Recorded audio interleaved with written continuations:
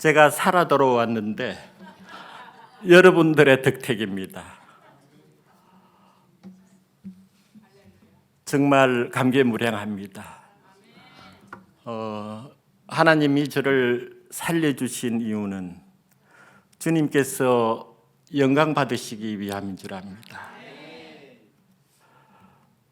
그것이 저에게 앞으로 한평생 살아가면서 반드시 지켜야 될 원칙이지 않는가 싶습니다. 우리는 주님께 영광을 올려드리기 위해서 사는 그리스도인들입니다. 그것을 저는 분명히 깨달았고 그것을 오늘 간증을 하는데요. 저는 할 앞에서 강의만 하던 사람이에요. 그래서 강의 안은 다 팽개쳐버리고 기억나는 걸로 해서 쫙 그냥 몇 시간도 하고 하는 그런 강의자인데 그렇게 하려다 보면 이 간증이 엉뚱한 대로 셀 수가 있을 것 같아요. 그래서 오늘은 다 정리를 해왔습니다. 그리고 또 해외에 계신 주빌리안들도 계시고 또 국내에 우리 주빌리안 모든 네트워크 안에서 정말 기도해 주시고 한 그것이 저로 하여금 오늘 이 자리에 있게 해 주신 겁니다. 여러분들 감사합니다. 오늘은 역동성이 없는 읽는 간증의 시간입니다. 그것을 감안하시고 다음에는 제가 역동성 있게 또 강의를 하게 될 날이 또 올 겁니다. 이 간증문은 두 사람의 작품입니다. 사실은 왜냐하면 제가 의식을 너무나 오랜 기간 동안 잃고 있었습니다. 그렇기 때문에 그 기간만큼은 제 아내가 써줘야만이 할 수 있는 간증입니다. 그것을 감안하시고 들어주시면 감사하겠습니다. 오늘 이 성경 말씀은 제가 평생토록 잊어먹지 않고 기억을 할 겁니다. 그것을 그대로 제가 각인할 수 있는 그런 말씀이기 때문입니다.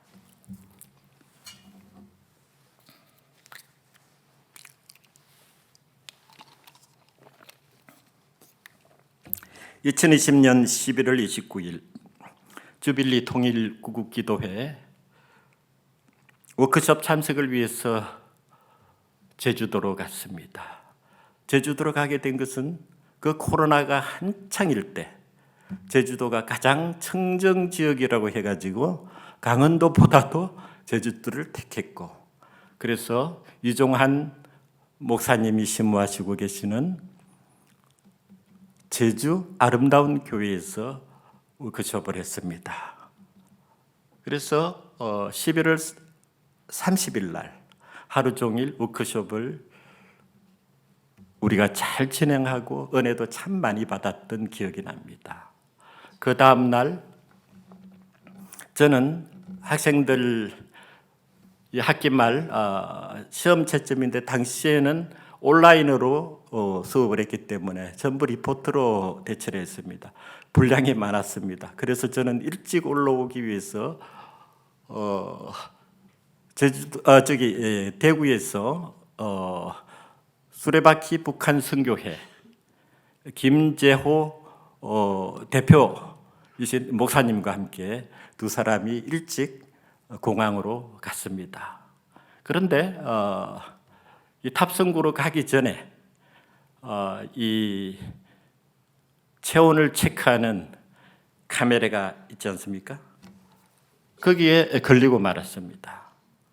37.8도로 기록이 됐습니다. 그래서 20분 있다가 다시 한번 체크를 했는데 똑같은 결과가 나왔습니다. 그래서 제주에서는 그 담당관이 저보고 제주도 보건소로 가시겠습니까? 확진 판정을 한번 받아보시는 게 좋지 않겠습니까? 아니면 서울에서 하시겠습니까? 그러더라고요.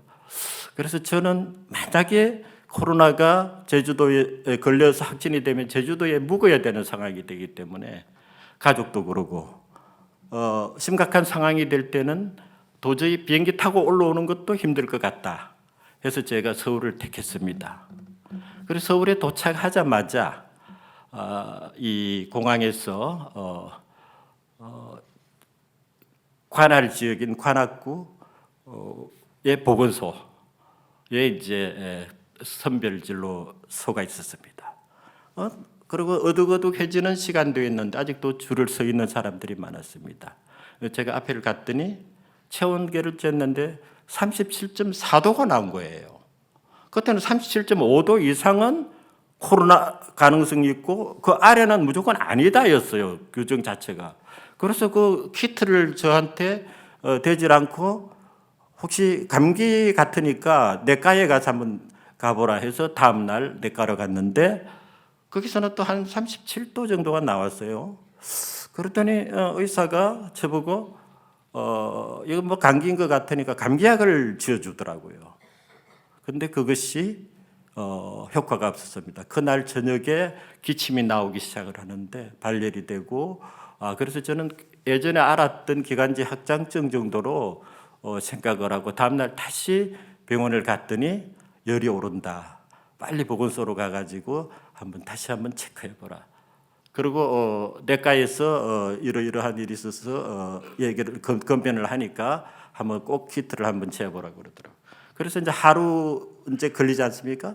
그 다음 날 제가 연락을 받았는데 확진 판정이 난 겁니다. 그래서 저는 그 기간 동안에 그것이 그러고 난 다음에 또 한 3일 정도 대기를 했어야만 했습니다. 그 기간 동안에 제 이 기관지 하기도까지 침투가 된 거예요. 코로나균이. 그러니까 가장 깊숙한 곳에 가가지고 폐에 이것이 전이가 됐기 때문에 폐가 완전히 망가지는 단계로 갔었거든요. 그래서 제가 병원에 갔을 때 그때는 이미 심각한 상황이 됐고 제가 입원하던 그날 사실은 완전히 의식을 상실한 다시 말해서 수면제를 먹였겠죠. 바로 에크모를 박아야 하는 그런 상황이 돼버렸었습니다. 이러한 참 끔찍한 경험을 하게 됐는데요. 그래서 저는 이러한 상황 속에서 왜 내가 이렇게까지 와야 하는가? 이거는 도무지 이해할 수 없는 그런 상황에서 저는 할 수 있는 것은 기도밖에 없었던 것 같습니다. 그래서 제가 팬데믹 한가운데서 확진자가 죽어나가는 가장 많이 죽어나가던 그런 시기였습니다. 죽게 되는 건 아닐까 하는 이런 생각에 마음이 크게 요동을 쳤습니다. 아내와 딸 그리고 저는 하나님께 간절히 매달렸습니다. 그 순간 제 머릿속에 떠오르는 게요. 마치 제자들이 갈릴리 바다에서 강풍을 만났을 때 그 물에 예수님이 누워서 주무시고 계셨는데 말을 하죠. 뭐라고 그랬습니까? 우리가 죽게 된 것을 돌보지 아니하시나이까. 예수님이 행하신 그런 기적을 많이 본 제자도 저도 신앙을 가졌지만은 죽음이라는 것 앞에는 동요할 수밖에 없고 두려움이 엄습을 하는 거예요. 그런데요, 예수님을 깨우면 살아난다라고 하는 사실은 알았습니다. 깨웠더니 예수님이 바람들어 잔잔하라고 그랬고 강풍을 먹게 했고 모두가 다 안전하게 된 거예요. 이 대자연조차도 주님이 말씀하시면 다 알아듣는단 말이에요. 왜? 창조주이시니까.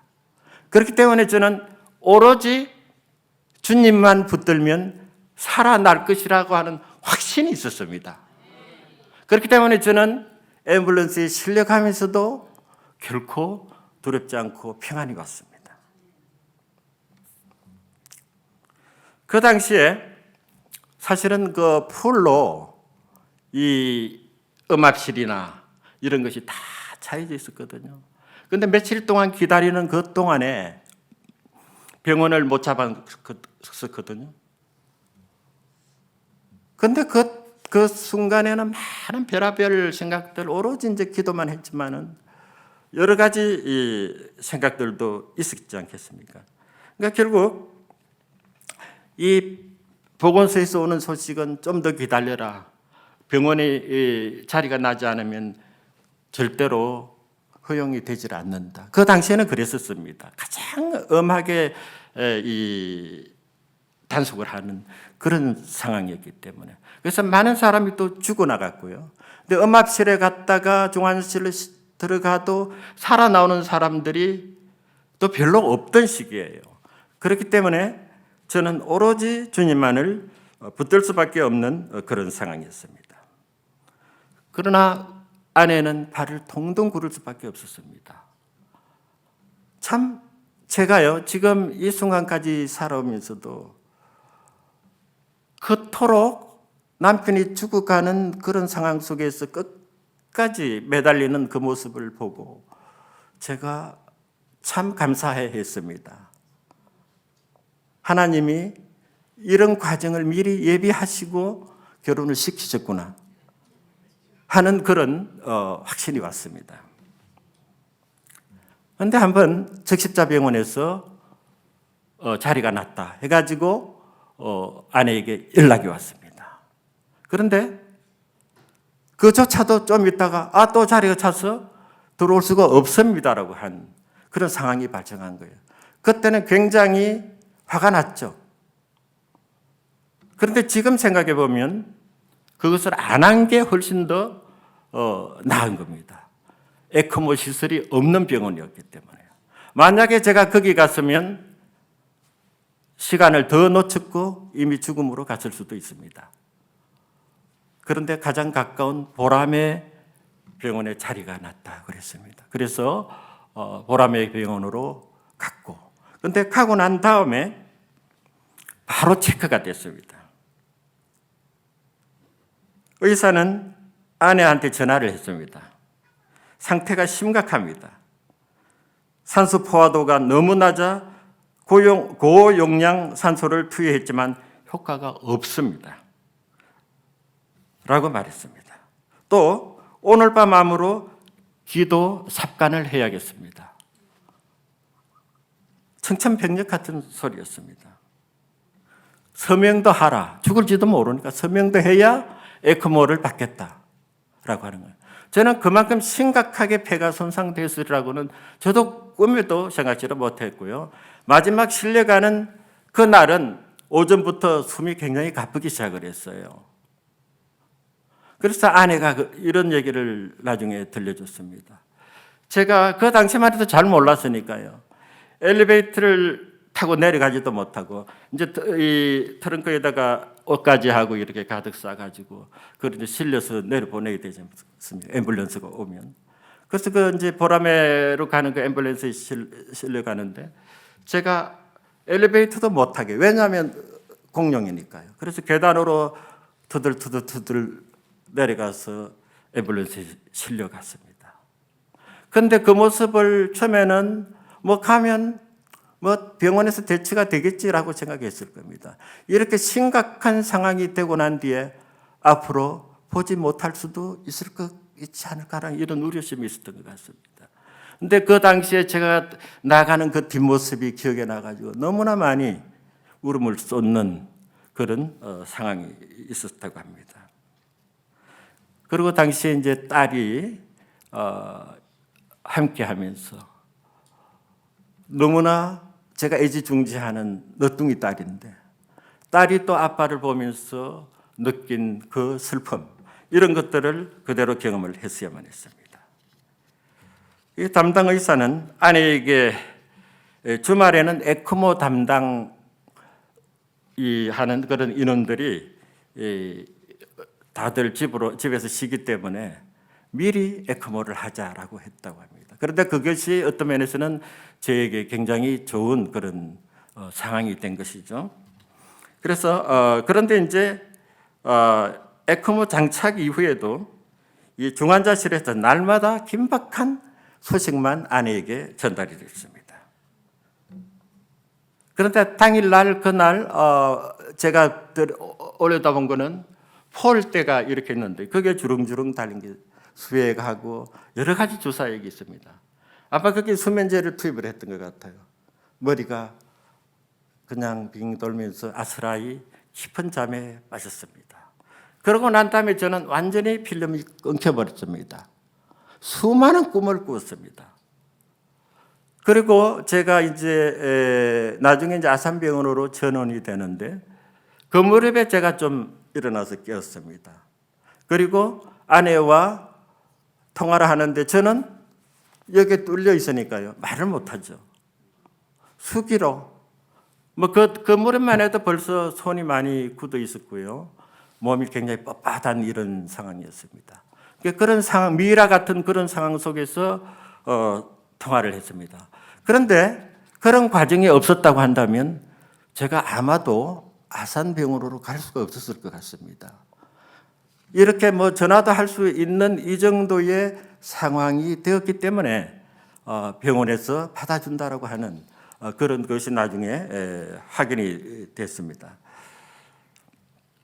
아내는 또한 저하고 함께 있었기 때문에 이 코로나에 역시 감염이 되는, 그래서 얼마 안 있다가 아내 또한 국립의료원으로 병원으로 이송이 됐습니다.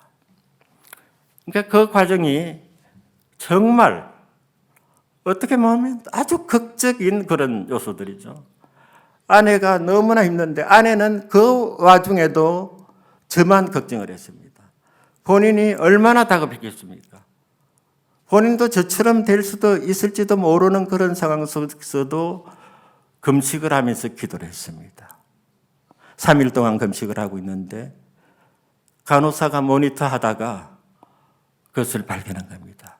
왜 당신은 맨날 그렇게 머리를 땅에 바닥에 대고 그렇게 그 모습으로 그렇게 환자가 맞습니까? 할 정도로 쳐다보더라, 보면서 물어보더라는 겁니다. 사실은 남편이 아주 위중한 상황에 지금 보람의 병원에 있다. 그래서 남편을 놓고 기도한다고 그랬더니 참 감동도 하면서도 아주 애처롭게 보는 그런 시선으로 지나갔다고 합니다. 그래서 어쨌든 이제 그때는 연말이었습니다. 그래서 이 딸은 또 홀로 있는데 쟤는 걔는 하나도 다른 걸 할 수가 없는, 밥을 해 먹을 수도 없고, 왜냐하면 우리가 너무 애지중지하게 그렇게만 키웠습니다.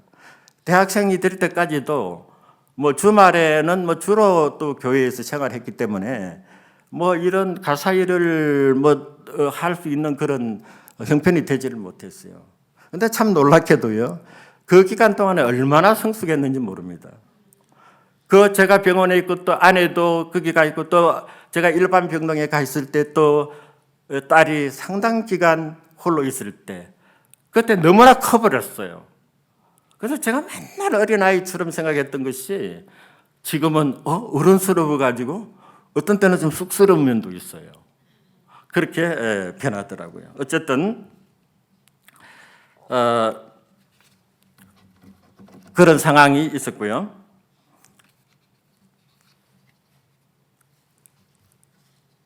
이제 보람의 병원에서 이 에크모도 해보고 하는데 이런 것이 효과가 없었어요. 점점 심지어는 그 렘데시비르라고 하는 이 약은 굉장히 독한 약입니다. 5일 동안을 투여를 했었는데도 균이 잡히질 않고 이제 그런 상황인데 에크모를 하고 있는 상황이기 때문에 이것은 에크모를 할 수 있는 최대 일수는 100일이라고 합니다. 이 100일 동안의 기간이 가면 그거 떨어지면 죽어야만 하는 거예요.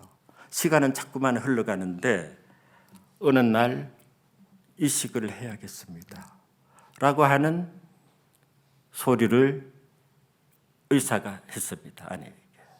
이거는 정말 모든 걸 잃는 듯한 그런 상황이 되어버리고 말았습니다. 그래서 그때부터 아내는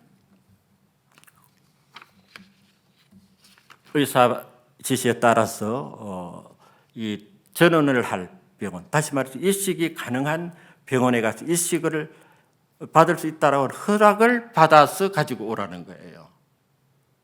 보람에는 사실 서울대 본원하고 연결이 되어 있습니다.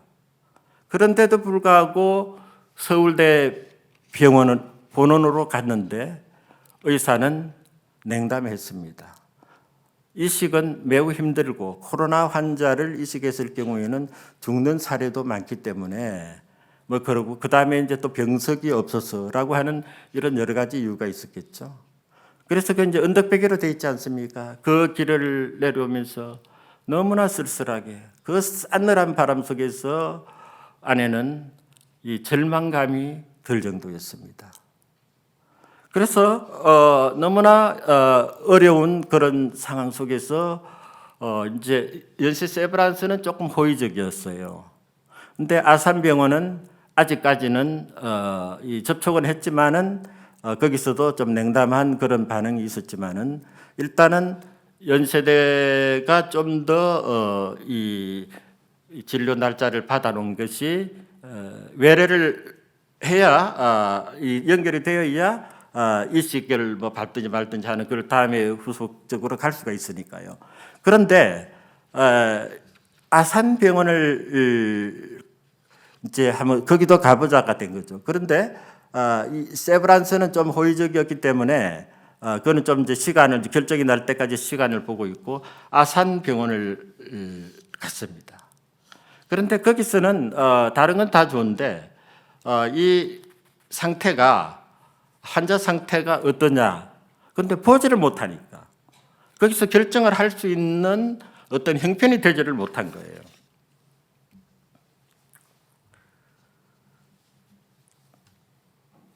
그런 상황 속에서 아내가 정말 최선을 다했습니다.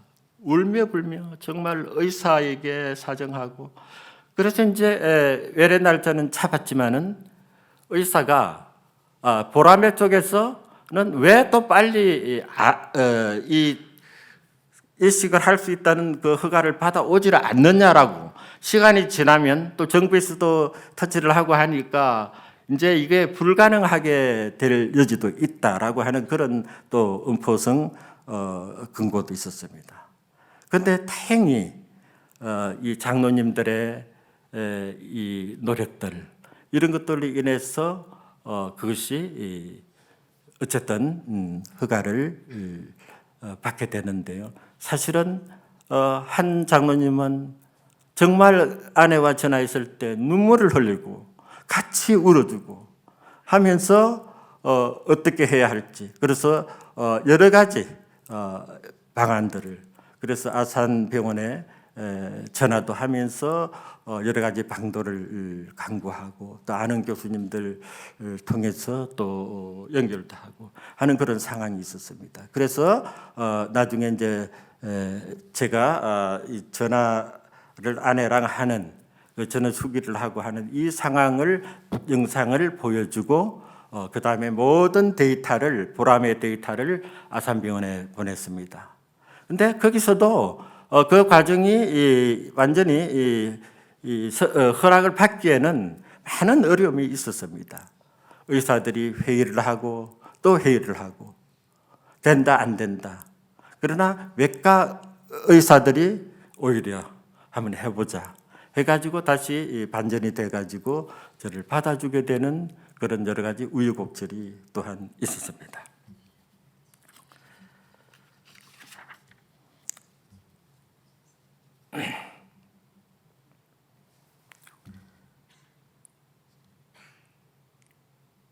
저는 그 과정이 사실은 조금이라도 이 연기가 되거나 하면 죽을 수밖에 없는 그런 상황인데도 하나님께서는 모든 것을 사람을 통해서 역사하심을 제게 깨닫게 한 그런 순간들이었던 것 같습니다. 그 과정 속에서 많은 분들이 사실은 기도를 해 주셨어요. 사랑의 교회에서는 오정혜 목사님을 비롯해서 부교육자, 장로님들 그리고 성도님들 저를 아는 모든 분들 그 다음에 특별히 주일 예배 중보 기도팀은 정말 금식을 하면서 릴레이 기도를 해 주셨습니다. 그리고 제가 소속된 이 주빌리, 그 다음에 선교통일한국협의회, 그리고 뭐 평화한국도 있고요. 그 다음에 뭐 기독교 통일학회 등등 많은 협력단체들이 또 저를 위해서 기도를 했습니다. 우리 북한 사랑선교회에서는 제가 너무 지금도 감동스러운 게 그 예배 때 우리 그 남북의 청년들하고 함께 북사선 성원들이 다 함께 모여서 축복하는, 그리고 저의 건강이 회복되기를 또 수술이 성공하기를 가는 간절한 마음을 가지고 찍은 동영상이 있더라고요. 나중에 제가 일반 병동에 옮겼을 때 그걸 보면서 얼마나 위로를 받았는지 모릅니다. 그 위로가 있었기 때문에 제가 더 회복을 하는데 속도를 내지 않았겠는가 하는 그런 또 생각을 해봅니다. 저는 중환자실로 옮겨진 후에 상당한 시일이 지난 후에야 의식이 돌아왔습니다. 근데 가물가물한데요. 계속 깜깜한 밤중이었어요. 느낌이.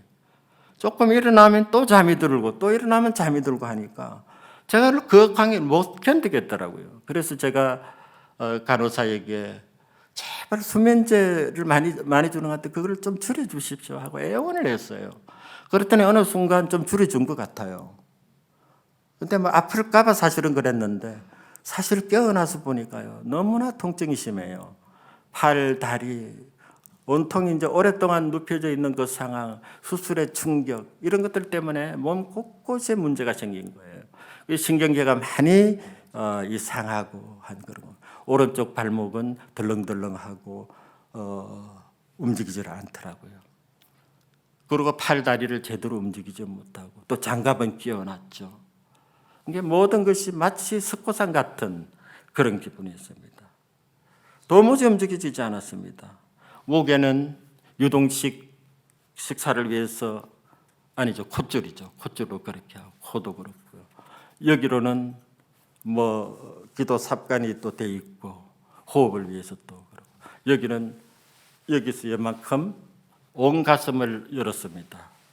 그 다음에 이 뼈를 갈비뼈를 위에서 아래로 이렇게 자르고 이렇게 드러낸 겁니다. 양쪽 폐와 심장을 동시에 수술한 건데요. 그런데 그 수술하는 과정에서 너무나 기가 막힌 일이 벌어졌습니다. 1차 폐수술 실패했죠. 그리고 혈압이 떨어졌죠. 또 이 심장의 판막이 또 망가지는. 그러니까 이 모든 것이 굉장히 어려워요. 그러니까 2차를 해야 되는데 처음에는 폐와 심장을 따로따로 수술을 해야 되는 그런 상황이었습니다. 한꺼번에 들어오기는 매우 힘들거든요. 왜냐하면 심장을 원하는 분들이 많기 때문에 순번이 매겨져 있습니다. 근데 저는 희귀병으로 일단은 진단을 받았고요. 그리고 또 제가 AB형입니다. AB형은 피에 문제가 없기 때문에 그것이 돌아올 수 있는 확률이 굉장히 높다고 합니다. 그런 혜택을 받은 거예요. 그런데 이제 한 분이 제 앞서서 사실은 심장을 이식 수술을 받아야 되는데 그분이 제가 수술하기 전날 돌아가신 거예요. 그래서 어느 한 내사자가 또 있어가지고 그분의 심장과 폐를 제가 이식을 공여받게 됐는데요. 그로 인해서 저는 튼튼한 심장과 폐를 얻게 된 겁니다. 그래서 하나님이 또 가장 좋은 것으로 또 저에게 주신 축복이라고 저는 생각을 합니다. 그래서 참 여러 가지 그런 기적적인 상황들을 맞이하게 된 것을 보게 됩니다.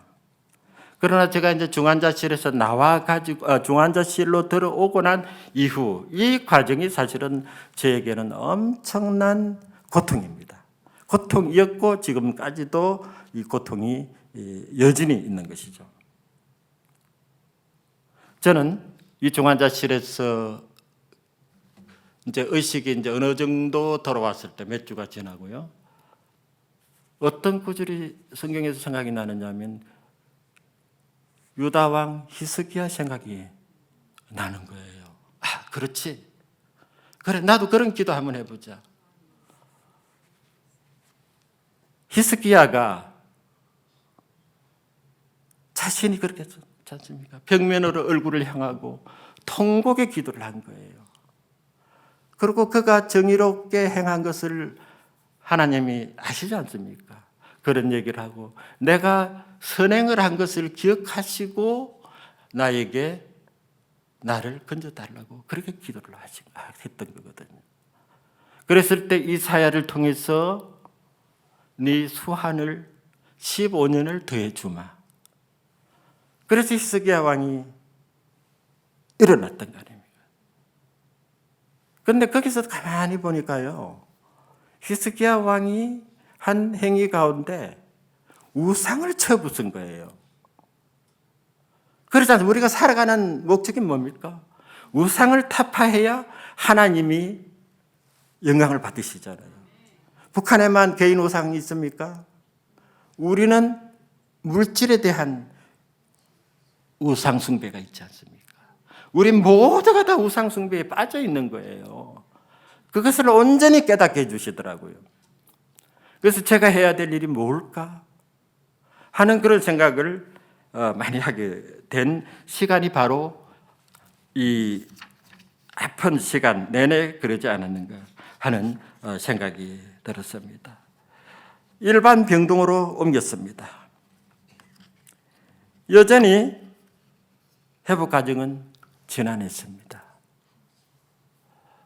중환자실에서 일반 병실로 들어가기 직전에 저를 참 사랑해 주셨던 장로님이 한 분 계십니다. 그분은 호흡기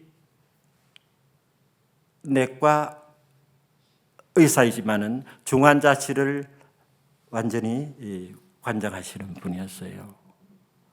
저에게 오면 너무나 친절하게 잘해 주셨어요. 때로는 장로님 그러면서 힘내십시오. 하나님이 도와주실 거예요. 그러시고요. 그런데 나중에 일반 병실로 갔을 때 장로님 살아나셨습니다. 하나님의 은혜로 살아나셨습니다. 그 말이 얼마나 희망이 되는지. 그러니까 일반 병동에 들어와서도 사실은 그러한 자신이 생겼어요. 아주 긍정적인 마음이 든 거예요. 그런데 이제 이 고통만큼은 어떻게 보면 눈물의 과정이었습니다. 아주 곤혹스러운 그런 과정이었습니다. 통증이 매우 심했습니다. 곳곳에 통증이었습니다. 그 중에 하나는 응치뼈 피부에 넓게 포진한 욕창이었습니다. 이 욕창은 태어나기 직전에 간신히 완치가 되었습니다. 그러니까 6개월 동안을 누워 있었으니 이게 뭐 보통 욕창이 아니었겠죠. 별의별 수를 써도 잘 안 되던 게 나중에 밴드 무슨 밴드인지 그걸 바르니까 서서히 낫기를 시작했습니다. 또 하나는 양쪽 다리, 팔 같은데 꼭 밤에 잠을 잘 때 그런 현상이 나타나는데요. 전류가 강하게 와서 부딪히면서 스파크를 이는 것 같은 그런 통증이 막 생겨났어요. 이거는 끔찍했습니다.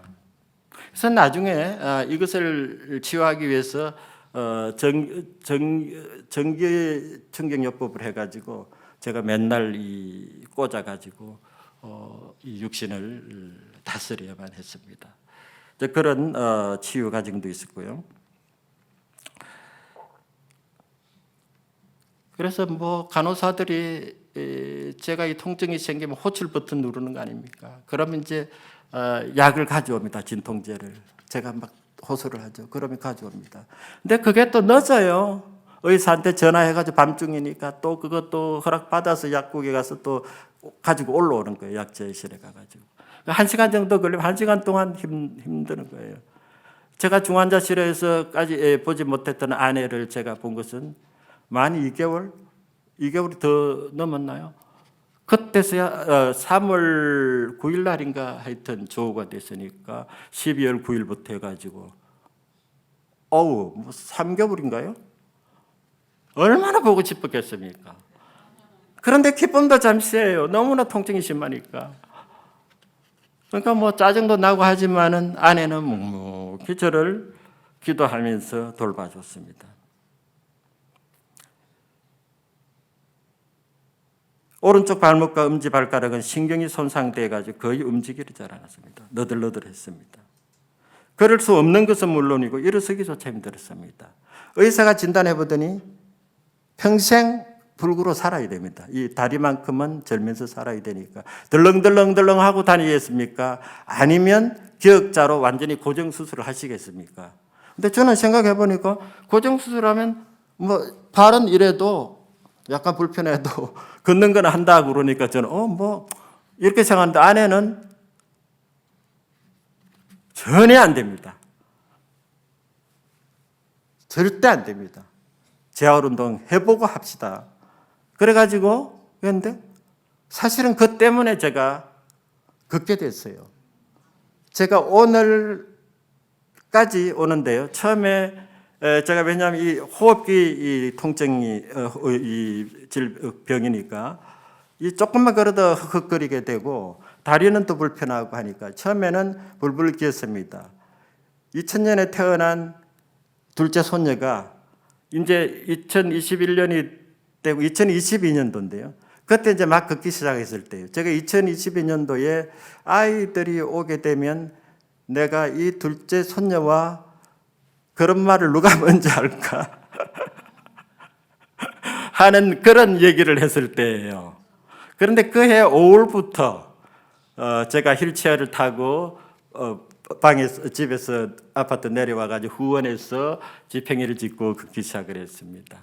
100보, 500보 이렇게 하던 게 지금 7,000보에서 욕심을 내면 10,000보까지도 걷습니다.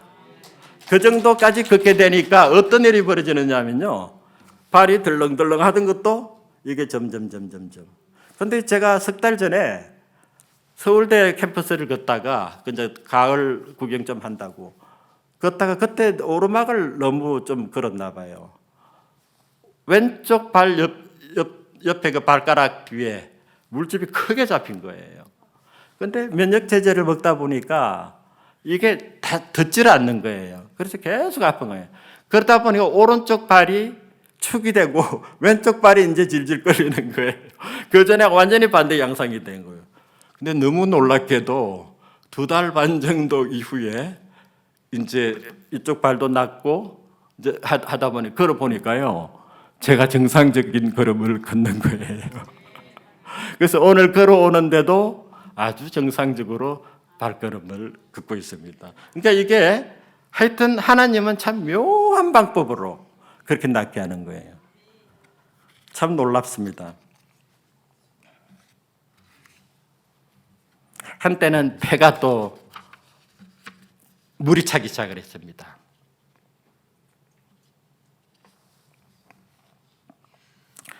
가슴에 흉관을 꽂아서 하루에도 몇 리터씩 뽑아내야 했습니다. 때에 따라서는 여기가 너무 통증이 심해요. 그러면 이 꽂았던데. 그래서 너무 아파가지고 소리를 치니까 한 번에 외과 의사가 와가지고 여기에 그 조치를 해주더라고요. 제가 뻔히 보는 앞에서 메시지를 하고 하는 걸 보고 제가 여기 상체하고 하체까지 다 합하면 한 15개 정도의 이 수술 자국들이 있습니다. 저는 예수님의 십자가 못 박힌 모습을 머릿속에 그릴 때도 있습니다. 얼마나 아프셨을까 하는 생각을 하게 됩니다. 스텐트 시술로 또 한 번 담낭에 문제가 생겼는데요. 이것을 떼어내는 수술을 하려고 사실은 했는데 한 달 동안 다시 입원을 한 거예요. 퇴원을 하고 난 다음에. 그리고 그런데요. 수술을 하려고 한 그날 보니까 이게 이상해졌어요. 이제 스텐트 시술을 넓히려고 이제 그 넓기 위해서 담관을 넓히려고 물을 탁 쏘려고 하는데 담관이 뚫려버린 거예요. 이게 근데 거기에서 미세하게 담즙이 흐르는 모습이 보인 거예요. 그래서 도로 가고 약으로 가고 퇴원을 한 거예요.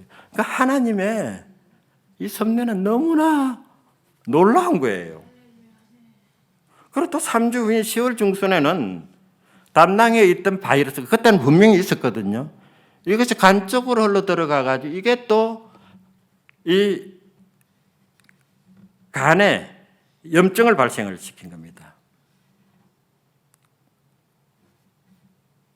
이것이 간 농량이 돼가지고 또 한 달을 입원을 했습니다. 그때는 또 아주 독한 약을 통해서 가라앉혔습니다. 그래서 지금 다 멀쩡해요. 그리고 또 2022년 여름 한 달 동안은 양쪽 가슴하고 등 쪽에 생긴 이 대상포진, 이것 때문에 또 한 달을 고생을 하는데 그때 사실은 아들 가족이 왔던 시기입니다. 아들은 제 이 대상포진 이거 하느라고 맨날 와서 옆에 와서 약도 발라주기도 하고 한 그런 시간을 보냈는데요. 근데 그때만 해도 사실은 제가 조금은 그럴 수 있는 그런 상황이 됐고, 그래서 너희들 다 온 김에 가족 사진이라도 한번 찍자 해서 갔는데요.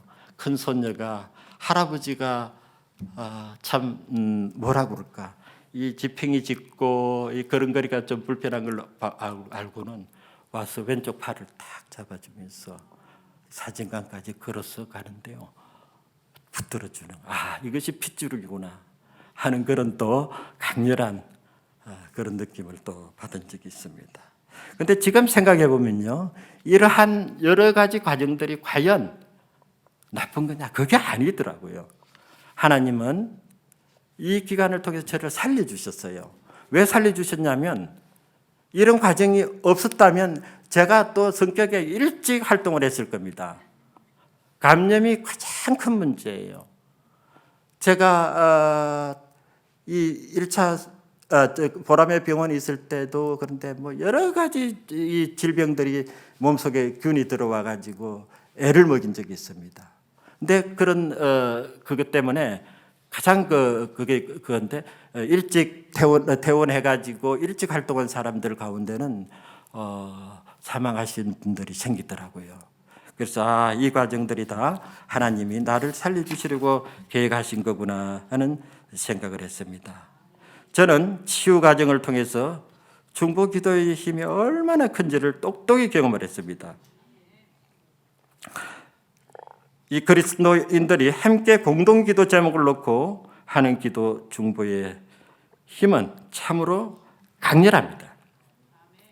주님은 예수 이름으로 두세 사람이 모인 공동체에는 함께 하고 계신다고 말씀을 하시고 있습니다.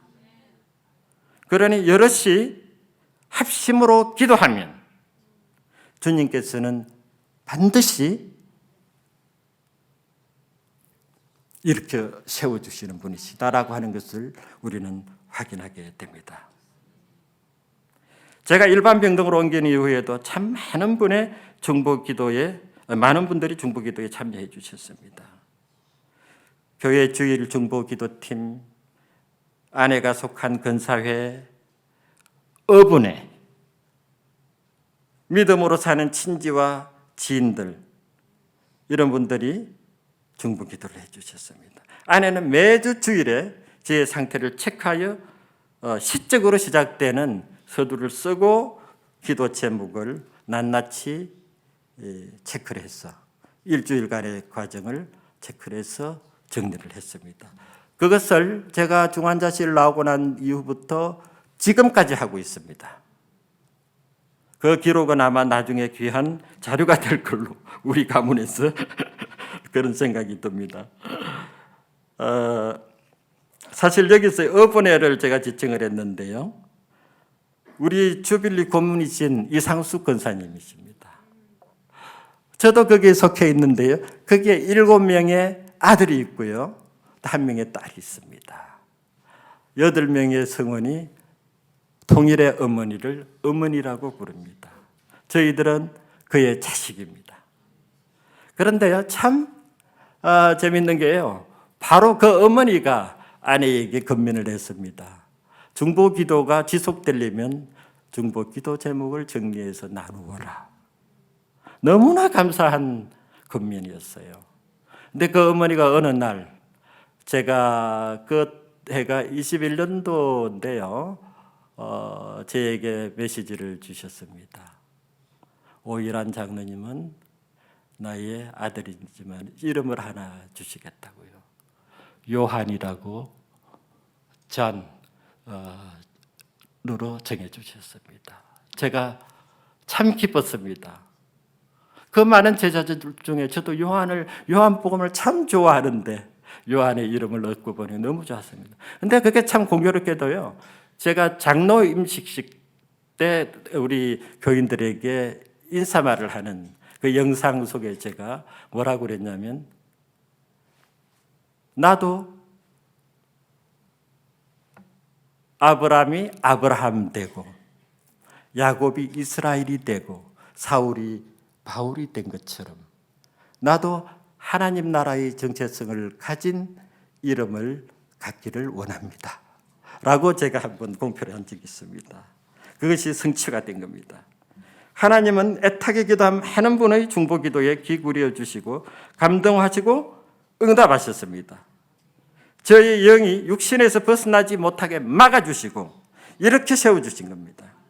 저는 중보기도를 4명의 사람이 한 중풍병자를 눕힌 상을 메고 예수님께로 가 중풍병자의 병고침을 돕고자 했죠.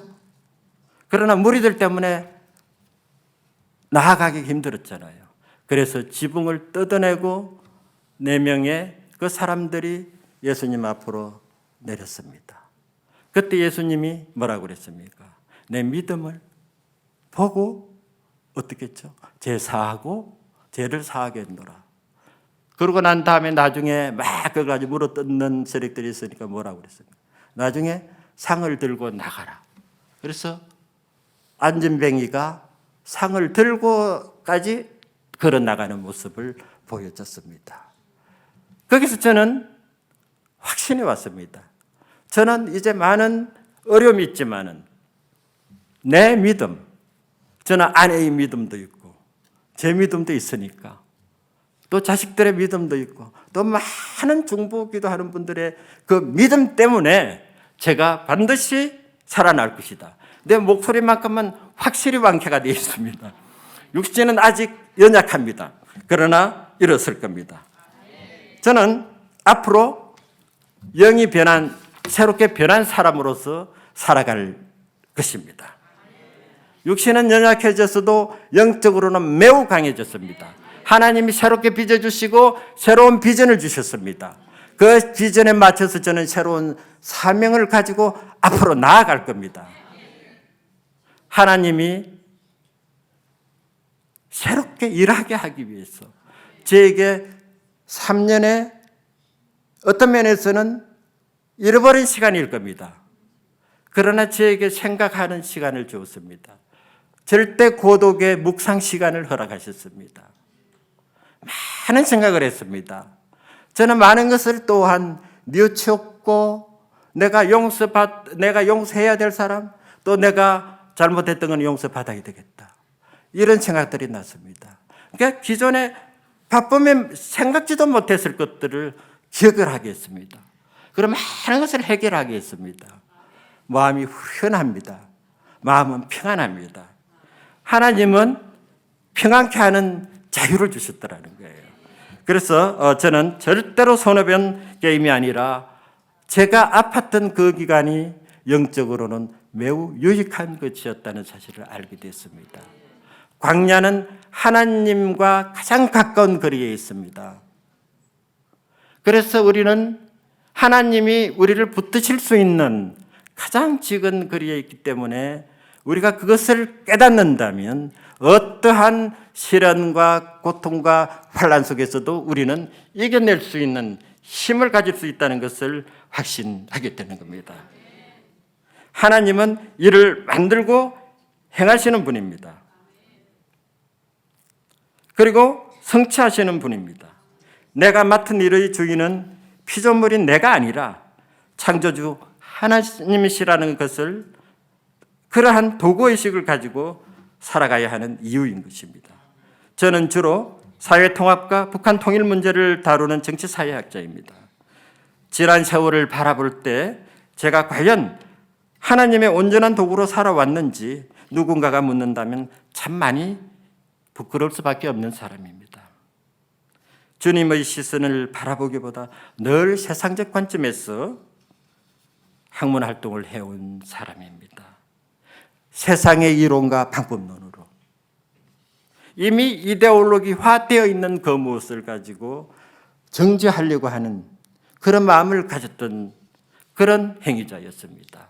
그래서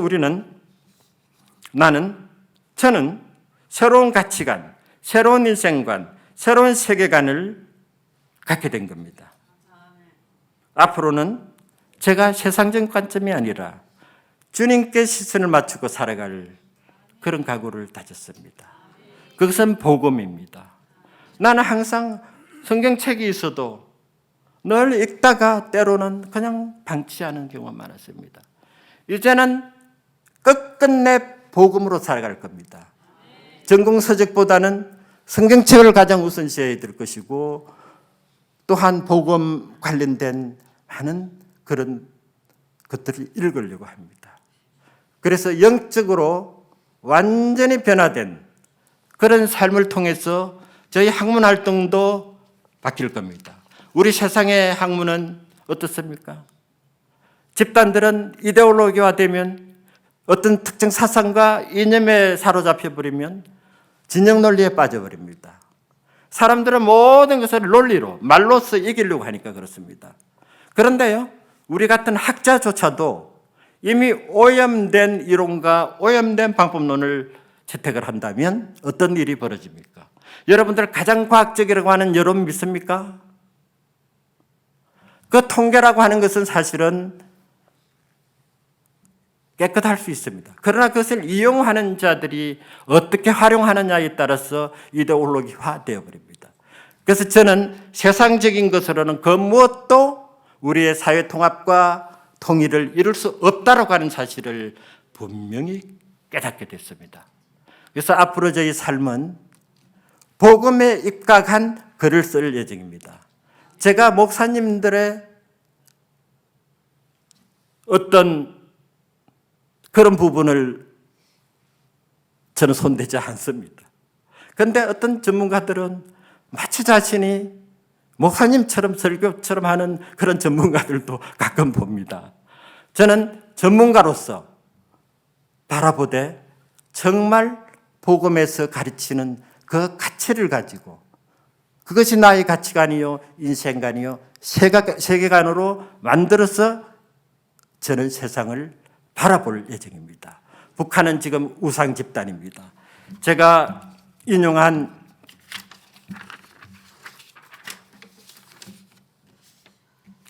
신명기 5장 7절로 10절 말씀은 우상 타파에 대한 얘기입니다. 하나님이 가장 증오하는 것이 우상입니다. 그런데 우리는 지금 누구와 싸웁니까? 우리가 북한을 놓고 기도할 때는 누구와 싸웁니까? 우상과 싸우는 기도라고 저는 생각합니다.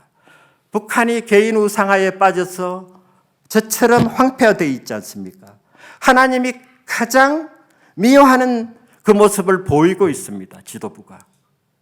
3대 세습에다가 온통 우상으로 뒤덮여 있습니다. 상징이 그렇고 말이 그렇고 글이 그렇습니다. 이것을 깨부수는 방법은 뭡니까? 최근에 들려오는 소리가 어떻습니까? 무력으로 택도 없습니다. 무력 전쟁은 일어날 수가 없습니다. 우리의 구도 속에서는. 저 속이 지금 까맣게 타들어가고 있습니다. 한류 문화가 들어가고 하면서 그쪽에서 만든 악법들이 전부 처형 아니면 중형을 때리는 겁니다. 한국에서 넘어가는 그런 조류에 대해서 그들이 두려워하는 겁니다. 저는 우리 스스로 이렇게 질문을 합니다. 우리 기독교는 그러면 어떻게 해야 되겠는가? 어떻게든 복음이 북한으로 들어가게 해야 합니다. 성경책이 들어가는 것도 좋습니다. 찬송가 들어가는 것도 좋습니다. 찬양이 들어가는 것도 좋습니다. 복음적인 컨텐츠들을 많이 만들어서 이 드라마든 영화든 여러 가지 형태로 만들어서 보낸다면 그 아이들이 죽음을 무릅쓰고 또 그들의 성인들이 죽음을 무릅쓰고 체제 변화를 요구할 겁니다. 그 변화가 복음 통일을, 다시 말해서 피 흘림 없는 복음적 평화 통일을 이루는 토대가 될 거라고 하는 겁니다.